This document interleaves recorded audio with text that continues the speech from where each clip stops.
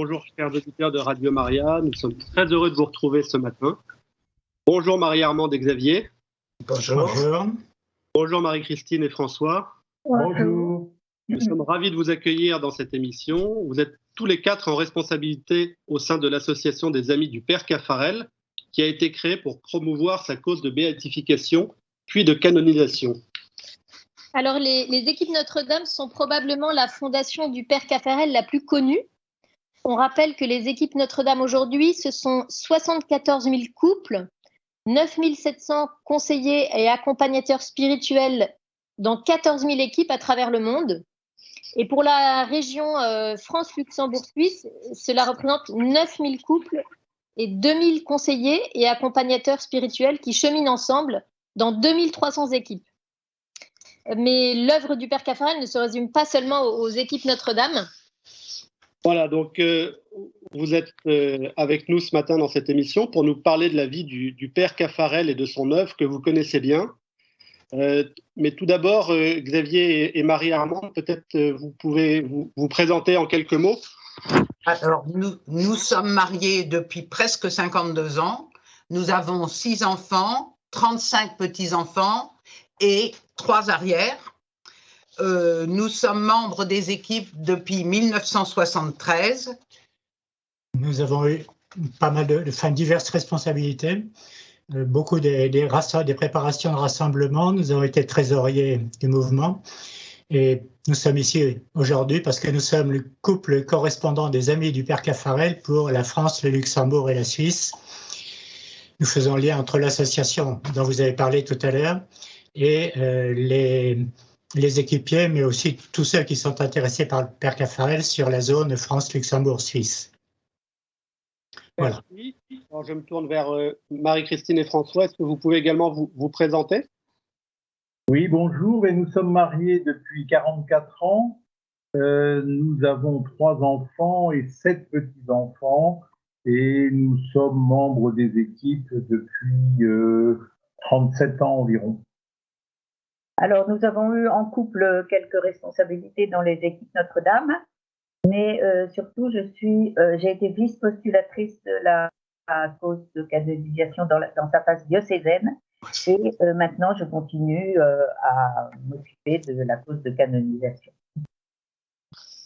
D'accord. Alors, avant de parler de son œuvre, est-ce que vous pouvez, peut-être Xavier et Marie-Armande, est-ce que vous pouvez nous dire quel était l'homme, le Père Caffarel, quel genre d'homme il était ? Alors déjà, il est né le 3 juillet 1903 à Lyon, d'une famille lyonnaise très pratiquante, avec de nombreux prêtres dans la famille, autrefois et même encore maintenant.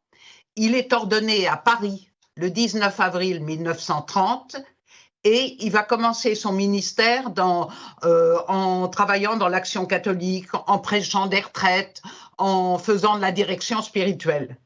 Mais à partir de 1939, on va en parler, c'est la période de fondation des équipes et d'autres fondations dont on va parler après. Et il est mort le 18 septembre 1996 à Troussure. Il était de santé médiocre, mais très très énergique. Petit de taille, très vif, avec un regard pénétrant qui a frappé tous ses interlocuteurs. Il était très exigeant pour lui, tout devait être parfait, et pour les autres, au point de faire pleurer quelques-unes de ses collaboratrices. Et pragmatique, il n'hésitait pas à abandonner une expérience qui se révélait pas concluante, très à l'écoute des besoins de ceux qui l'approchaient, et très, très marqué par l'amour. La prière de canonisation que nous lirons tout à l'heure fait plusieurs fois référence à l'amour.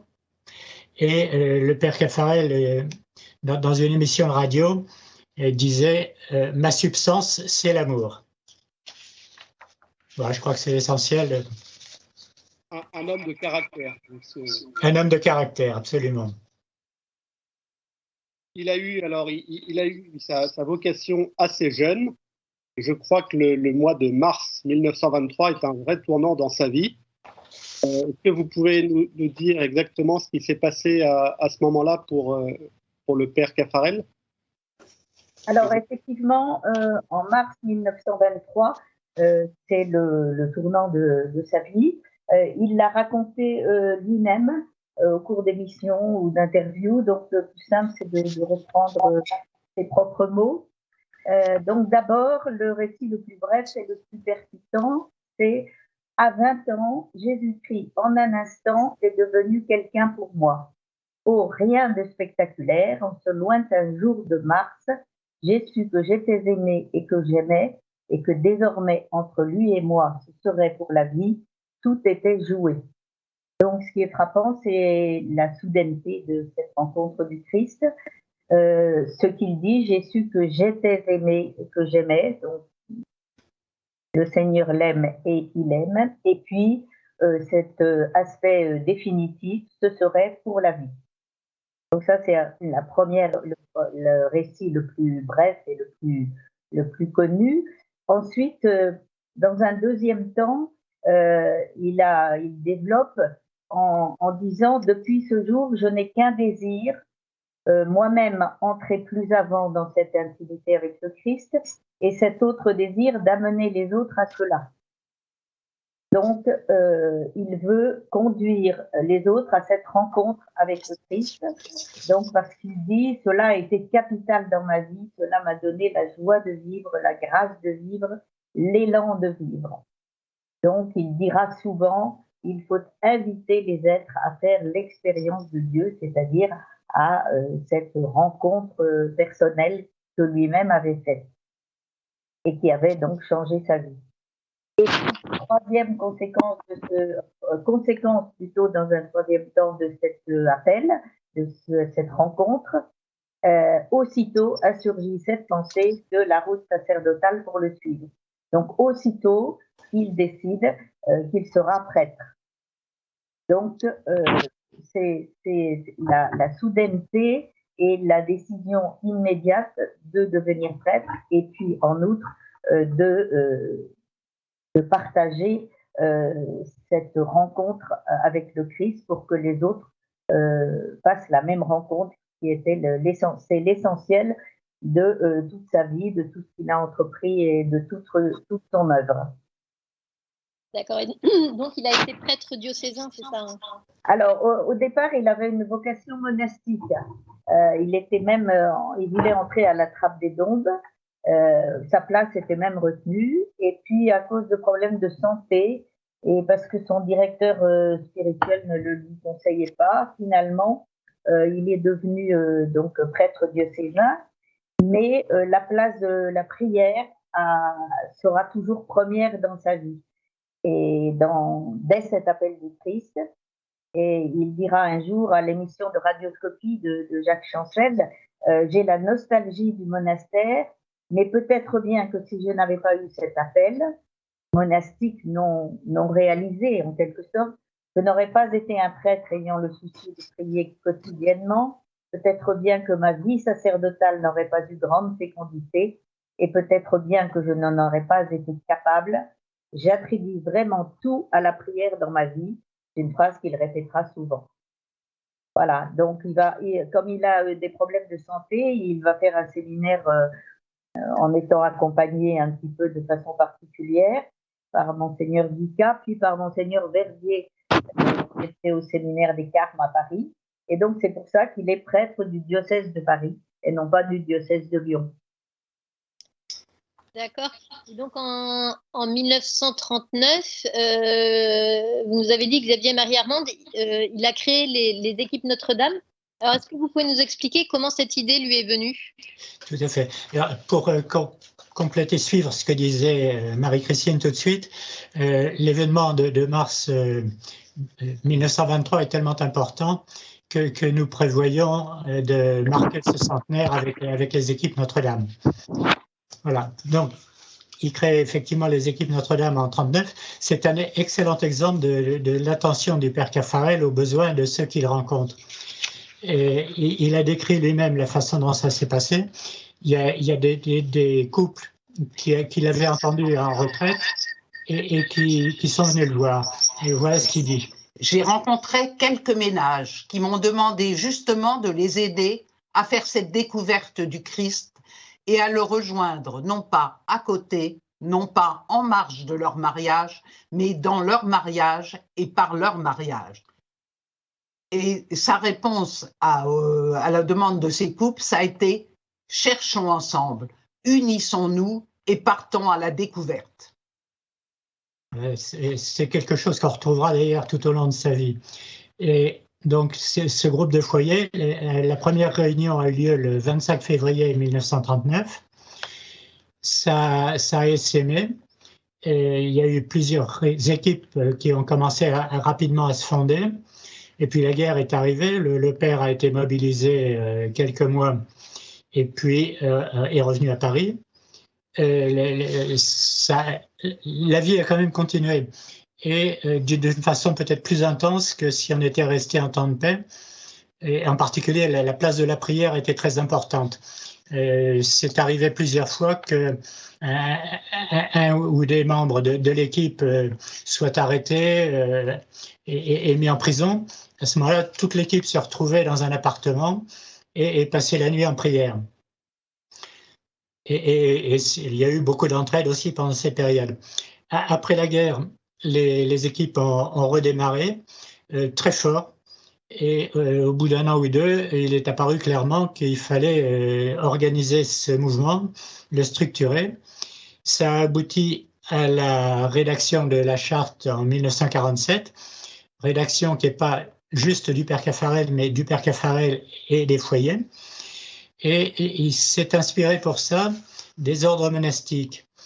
Et il dit lui-même, j'ai cherché ce qui pouvait expliquer que la sainteté n'ait jamais cessé de fleurir et de refleurir dans les ordres religieux au cours des âges, en dépit des crises extérieures et intérieures. Et j'ai compris qu'un des facteurs essentiels de la solidité et de la vitalité de ces ordres étaient leurs règles. Pourquoi me suis-je demandé alors ne pas proposer une règle aux chrétiens mariés désireux de progrès spirituel? Non pas une règle de moine, mais une règle pour des laïcs mariés. Et en fait, la charte donc, présente un certain nombre d'obligations. On ne disait pas point concret d'effort à l'époque. Et le premier point, un des plus centraux, c'est la règle de vie, où il dit qu'en fait, où il évoque un peu l'idée des règles monastiques en disant que les foyers ne peuvent pas tous avoir les mêmes règles parce qu'ils sont tous dans des situations très différentes. Et donc chacun doit s'inspirer aussi de la notion de règle monastique pour vivre sa vie de chrétien marié. Et la charte, finalement, est le socle commun à tous les équipiers de cette règle de vie de chacun. Voilà. Alors, je peux rajouter quelque chose sur la façon dont sont nées les équipes Notre-Dame, c'est que le Père Caffarel n'a jamais rien créé ex nihilo, si je puis dire. C'est toujours à la suite de rencontres et de demandes, donc les couples, en l'occurrence pour les équipes Notre-Dame, et puis d'autres, voilà, on va voir pour la suite d'autres fondations, mais rien ne vient de lui, il répond à des demandes, il fait des rencontres et il répond à des demandes. Effectivement, on vient de parler de la création des équipes Notre-Dame. Peut-être le mouvement ou la fondation la plus connue du Père Caffarel, mais vous venez de le dire, Marie-Christine, le Père Caffarel a également créé d'autres œuvres. Est-ce que vous pouvez nous en dire un peu plus est-ce que certaines de ces œuvres perdurent encore aujourd'hui?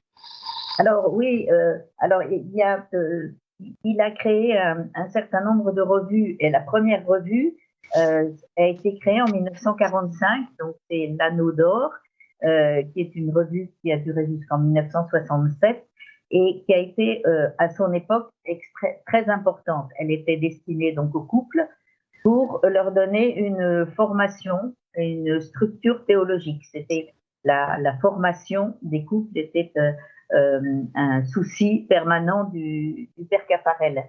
Et donc, cette revue aura un rayonnement beaucoup plus large que les équipes Notre-Dame. Beaucoup de gens, beaucoup couples de cette époque seront abonnés à l'Anneau d'Or sans pourtant faire des parties des équipes Notre-Dame.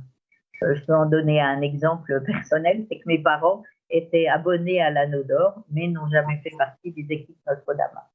Voilà. Donc, il avait une petite équipe pour travailler à cette revue. Et puis, il faisait écrire, de nombreux prêtres laïcs, théologiens, auteurs spirituels ou écrivains ont écrit dans cette revue. Lui-même écrivait en général l'éditorial et puis quelques articles.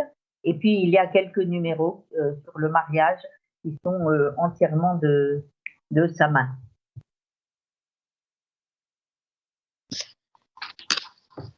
On peut rajouter également la création de mouvements pour les veuves, parce que dès 1942, des veuves dont il avait préparé ou béni le mariage viennent là encore lui demander de les aider à vivre leur veuvage. Et il leur dit, comme il l'avait dit précédemment au foyer, cherchons ensemble.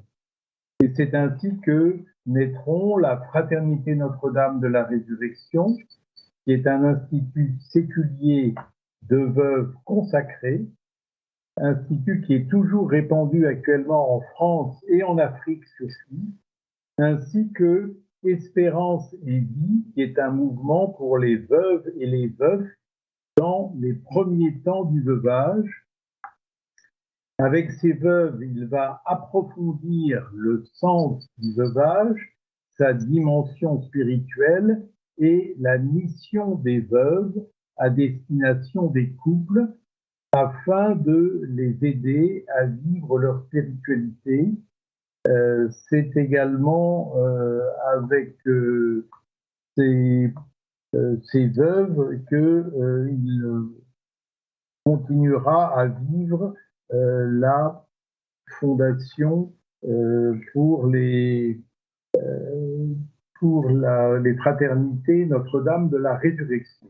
Oui, c'est-à-dire que la mission des veuves de la Fraternité Notre-Dame de la Résurrection est, entre autres, de prier pour les couples. C'est au cœur de leur mission. Et comme toujours, il crée aussi une revue, donc la revue Offertoire pour les veuves. Donc c'est toujours, à chaque fois qu'il crée un mouvement, une fondation, il crée une revue. Alors il y a une autre fondation dont on peut parler, mais enfin c'est un petit peu particulier, c'est ce qu'on appelle les intercesseurs, parce que c'est aussi un mouvement comme la Fraternité Notre-Dame de la Résurrection ou Espérance et Vie qui existe toujours. Les intercesseurs, ce sont aussi un mouvement qui existe toujours actuellement. Donc c'est un appel qu'il propose, il lance un appel en 1959 dans les cahiers sur l'oraison et en 1960 dans la lettre des équipes Notre-Dame. Donc le même appel qui est un appel à la prière de nuit. 1 heure de prière une fois par mois, la nuit, donc pour prier pour les couples essentiellement et pour prier à des intentions, donc couple et famille au départ, et puis il y a des intentions qui peuvent être plus larges. Donc ce mouvement s'appellera les intercesseurs et il est actuellement répandu sur les 5 continents, mais il est particulièrement vivant au Brésil. Et donc voilà, les intercesseurs, c'est un peu particulier. Il y a des couples intercesseurs, des personnes qui sont intercesseurs individuellement aussi. Et il y a aussi une autre dimension. Certains peuvent décider de jeûner aux intentions qu'ils reçoivent, puisque les intercesseurs reçoivent régulièrement les intentions auxquelles ils doivent prier. Voilà, donc il a aussi également écrit des livres, les éditoriaux des articles et des revues, donc il menait tous ces mouvements de front. Enfin, c'était quand même il a déployé une activité tout à fait extraordinaire. C'est pour ça qu'au début, Marie-Armande et Xavier ont dit qu'il était petit de taille, mais d'une grande énergie, et ça, c'est absolument vrai. C'est très important.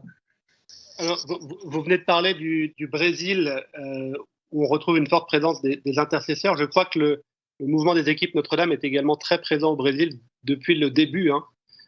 Oui.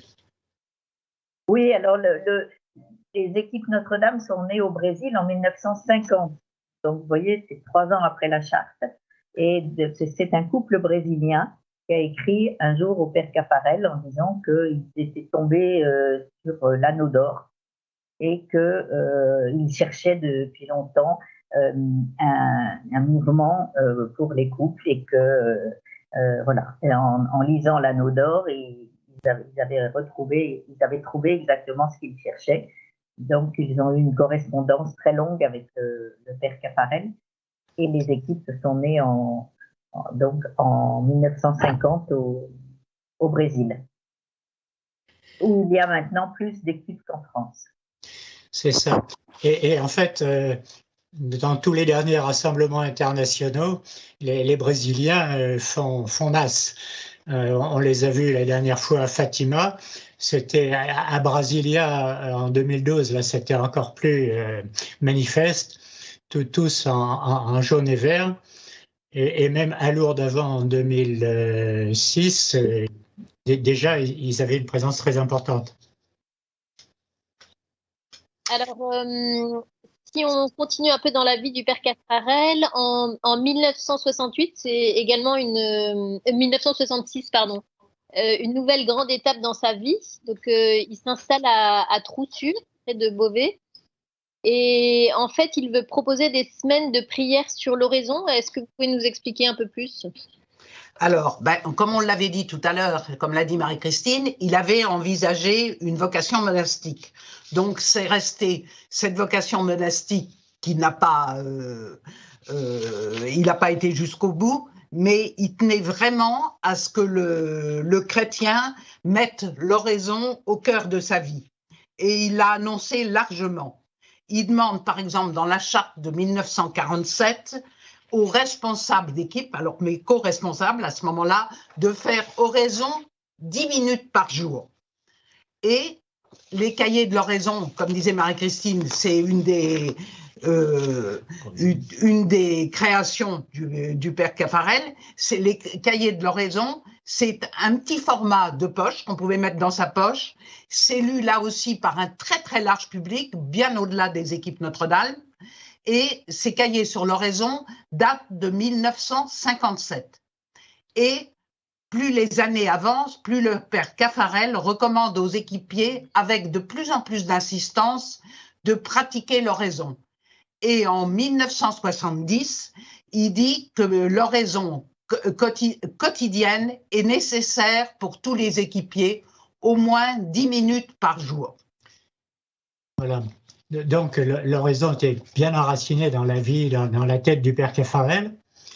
Et en 66, le père Doncoeur, qui tenait la maison de Troussus, était mort depuis quelque temps.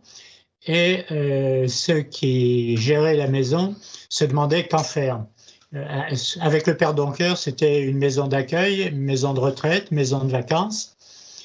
Et donc, ça a été proposé au père Caffarel, qui en a été surpris, mais qui a accepté ça, et dans le but uniquement d'en faire une maison de prière.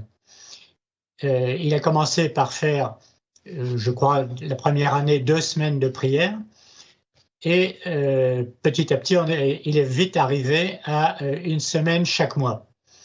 Au total, ces semaines de prière ont vu passer 25 000 personnes, et le fondement, c'était silence. Pendant, quelquefois dans la journée, les gens se retrouvaient à la chapelle, écoutaient la parole de Dieu et un commentaire, et puis ils passaient le reste de la journée en silence complet. Et le père Caffarel et ses adjoints veillaient à ce que le silence soit bien respecté. L'idée étant de découvrir la présence de Dieu en nous. Il a raconté à Radio-Canada une émission, il faut inviter les êtres à faire l'expérience de Dieu. On peut citer aussi André Sève, qui avait entendu parler de ces semaines de prière, et qui avait voulu venir un peu en reporter pour Panorama. Et le père Caffarel ne l'a pas laissé faire du tourisme. Il a plongé dans une semaine de prière, lui a fait suivre. Et André Sève dit en conclusion, « Je n'étais pas parti dans l'idée de prier, mais d'apprendre un tas de choses sur la prière. » L'abbé Caffarel a une autre conception de la formation à la prière. Il jette à l'eau ses priants. Alors, nous n'avons pas personnellement suivi ces semaines, mais nous avons rencontré pas mal de gens qui les ont vécues et qui ont été bouleversés, complètement convertis par ces semaines et qui ensuite sont entrés dans l'horizon. Et en fait, dans les publications du père Caffarel, il y a des livres comme 100 lettres sur la prière ou les nouvelles lettres sur la prière. C'est les 100 lettres sur la prière, c'est un livre qui est un numéro spécial de l'Indo d'Or, divisé en 10 chapitres, et chaque chapitre contient 10 lettres. Et à chaque fois, il part de faits concrets. C'est pas comme des grands théoriciens de l'oraison comme Sainte Thérèse d'Avila ou le bienheureux Marie-Eugène de la résurrection, de l'enfant Jésus, pardon. Mais à chaque fois, il part d'un cas concret. C'est une réponse à une lettre qui lui a été envoyée par quelqu'un qui lui a demandé la direction spirituelle. Et à chaque fois, on est marqué par ça. Et il faut les prendre une par une, les savourer. C'est vraiment extraordinaire. À propos de Troussure, je voulais dire, donc, effectivement, il y avait des conférences, et il y avait une conférence, entre autres, qui était sur la place du corps dans la prière. Donc, il avait été inspiré pour ça parce qu'il il était très intéressé par ce qui se passait en Orient, et donc il en avait, entre autres, il a été inspiré pour dire que la place de la prière, la place du corps dans la prière est très importante. Et puis, autre chose, ça répond à ce que disait Xavier sur l'importance de ces semaines de prière pour ceux qui l'avaient faites. Énormément de gens disaient il y a un avant et un après Troussure pour montrer l'importance pour eux de cette découverte de l'oraison. Justement, pour rebondir sur l'oraison, aujourd'hui, les écoles d'oraison sont en train de renaître. Il y a eu une émission là-dessus il y a 2 mois, je crois. Oui, et maintenant les équipes proposent aux paroisses des espèces de kits d'école d'oraison, et je crois que ça prend bien. Oui, c'est basé sur effectivement les écoles d'oraison qu'avait créé le père Caffarel, donc dans les années 70-80, et puis qui avait été reprise par d'autres personnes aussi après sa mort. Et depuis 3 ans, les équipes Notre-Dame veulent inciter leurs membres à créer des écoles d'oraison dans les paroisses.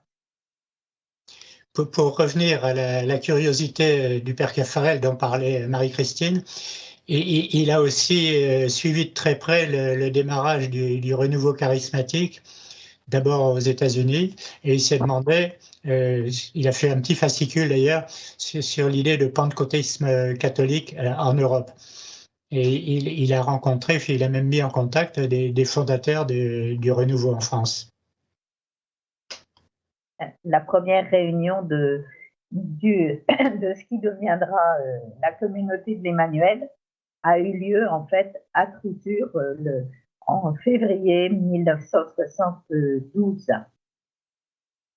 D'accord. Voilà, donc c'est vraiment il était toujours à l'affût, voilà, c'est pour ça, pour le renouveau charismatique, il était à l'affût de tout ce qui pouvait aussi naître dans l'Église, de tout type de, et donc voilà, pour ensuite voir si bon alors le renouveau charismatique il n'a pas suivi parce qu'il ne pouvait pas suivre tout, mais il a accompagné le renouveau à son départ en France. Qu'est-ce qui est devenu par la suite la maison de Troussure? Alors, après la mort du père Caffarel, la maison de Troussure a été confiée aux frères de Saint-Jean, qui en font une maison de retraite. Ils prêchent des retraites à longueur d'année. Beaucoup d'équipiers y vont. Et les frères de Saint-Jean vont fêter en septembre leurs 25 ans de présence à Troussure. Il n'était pas question pour eux de refaire la maison de prière. Enfin, ils n'allaient pas faire du Caffarel, mais ils prêchent des retraites, ils accueillent beaucoup de couples, des fiancés.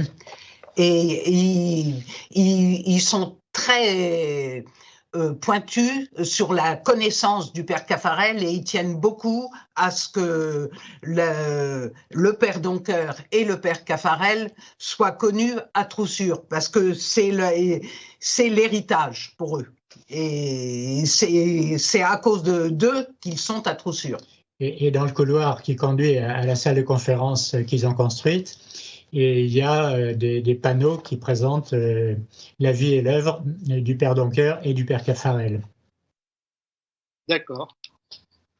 Alors, je crois que un procès en béatification a été ouvert en 2006 pour le père Caffarel. Est-ce que vous pouvez nous dire où en est le procès aujourd'hui? Quelles étapes ont été franchies et où est-ce qu'on en est? Voilà, alors effectivement, la cause de canonisation a été ouverte officiellement en 2006. Donc, une cause de canonisation commence toujours par une enquête diocésaine, donc dans le diocèse de Paris. Elle a duré jusqu'en 2014. Donc, des témoins ont été auditionnés par une commission diocésaine d'enquête qui est créée par l'archevêque de Paris pour recueillir donc les témoignages. Et puis, d'autre part, les écrits du père Caffarel ont été rassemblés, ainsi, alors donc à la fois ses écrits dans les revues, ses livres, ses conférences, et puis divers documents et archives nécessaires pour la cause. Et le tout a formé un dossier de 5400 pages qui a été porté à Rome en novembre 2014. En 2015, il a reçu ce qu'on appelle le décret de validité, qui est l'attestation de la conformité du dossier aux règles de la Congrégation pour les causes des saints. Et puis le père Paul-Dominique Markovitz, qui avait été le postulateur diocésain, donc à Paris, a alors entrepris la rédaction de ce qu'on appelle la positio.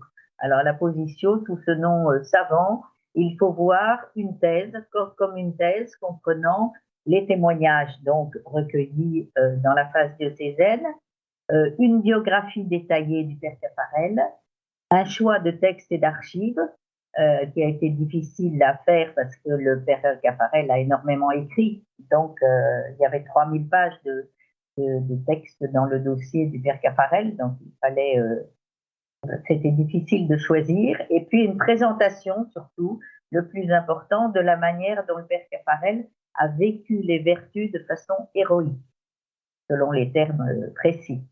Donc la positio sera terminée l'été prochain, donc en 2022.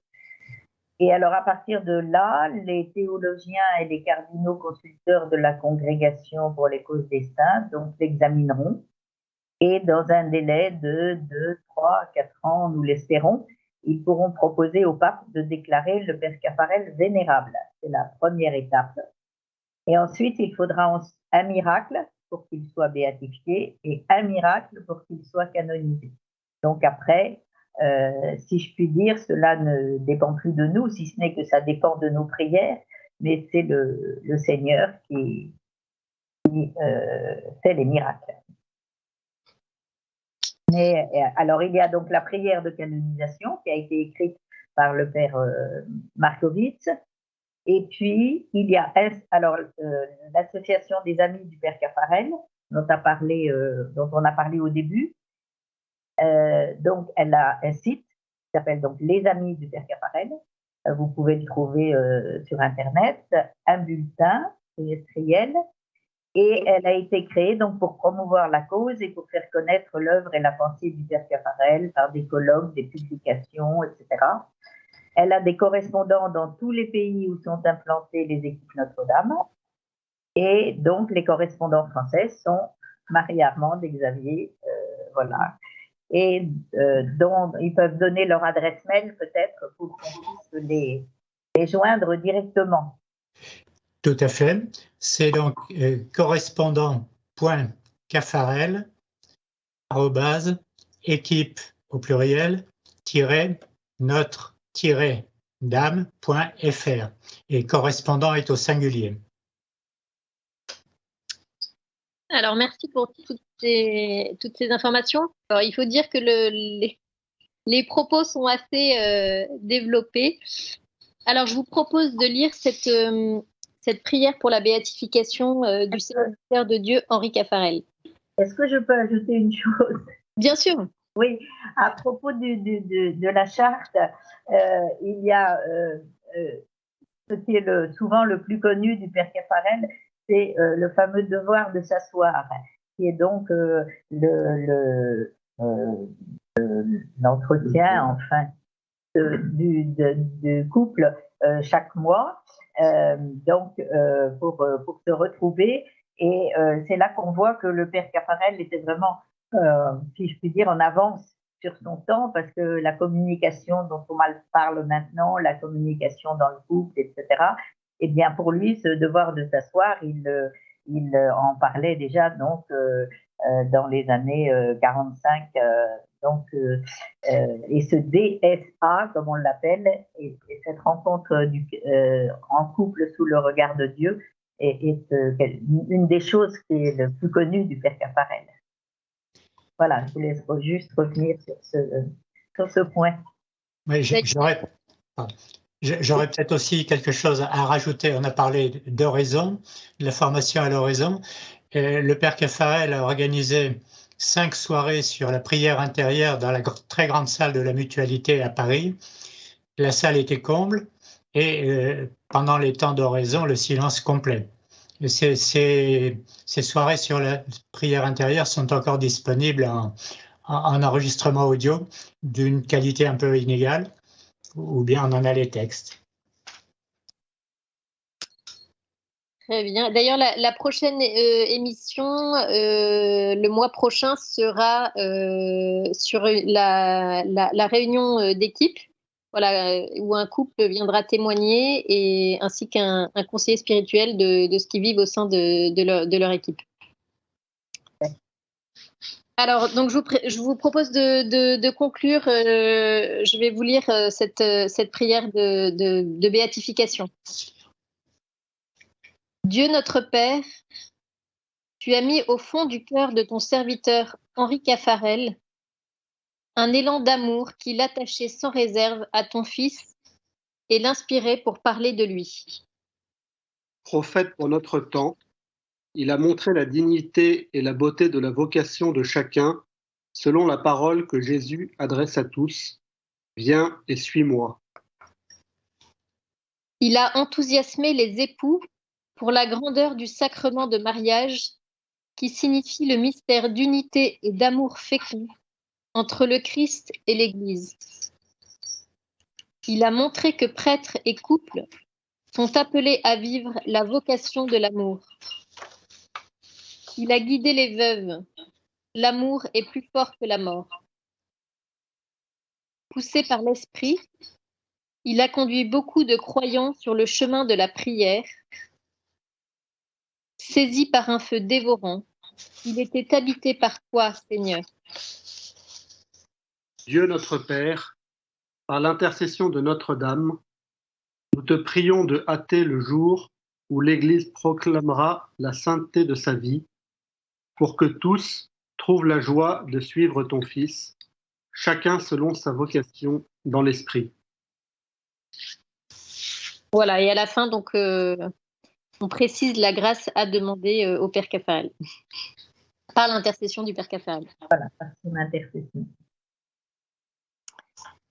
Voilà, eh bien, écoutez, un grand merci pour de nous avoir fait découvrir la vie du père Caffarel que l'on connaît essentiellement voilà, à travers les équipes Notre-Dame, mais c'est vrai qu'on a beaucoup appris en préparant cette émission avec vous.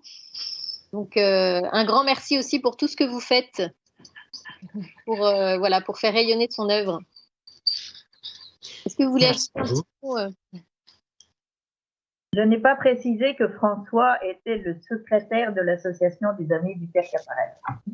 Voilà, qu'il avait son rôle aussi, même si moi je m'occupais de la canonisation. Très bien. Alors, merci beaucoup pour votre participation. Merci Xavier et Marie-Armande. Merci. Merci à vous. Merci, merci les Génillons aussi. Merci à vous.